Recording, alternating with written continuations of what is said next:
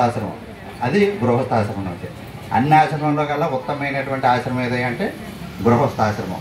మనం అందరం కూడా గృహస్థాశ్రమంలో ఉంటూ మన పెద్దలు చెప్పినటువంటి శాస్త్రాలు 5 ఉన్నాయి. వేదశాస్త్రం ఒకటి ఏంటండి, వేదశాస్త్రం, 2 ధర్మశాస్త్రం, 3 పాకశాస్త్రం, కామశాస్త్రం, వైద్యశాస్త్రం. ఇలాగ 5 శాస్త్రాలు ఉన్నాయి. ఈ 5 శాస్త్రాల్లోనూ కూడా ఆ వేదం అన్నది మనం చదవలేము, కొంతమంది చదవలేరు. ఆ బ్రాహ్మణింట్లో పుట్టినటువంటి ఆ బ్రాహ్మడు 8వ సంవత్సరం వచ్చిన తర్వాత ఉపనయనమయ్యి వేద పాఠశాలలో 12 సంవత్సరాలు చదువుకుంటే ఒక వేదం వస్తుంది. అలా 4 వేదాలు ఉన్నాయి. ఋగ్వేదం, యజుర్వేదం, సామవేదం, అధర్వవేదం, 4 వేదాలు ఉన్నాయి.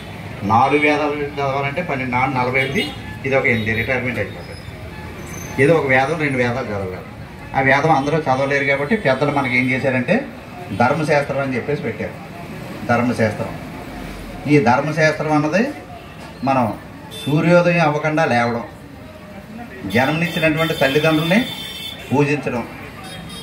మనకి జన్మనిచ్చినటువంటి తల్లిదండ్రులను పూజించకుండా, గౌరవించకుండా మనం ఎన్ని పూజలు, హోమాలు, యజ్ఞాలు, యాగాలు, దాన ధర్మాలు, ఎన్ని యాత్రలు, ఎన్ని నదీ స్నానాలు చేసినా కానీ ఫలితం ఏముండదు. అయ్యాదో తల్లిదండ్రులను పూజించాలి ఒకటి.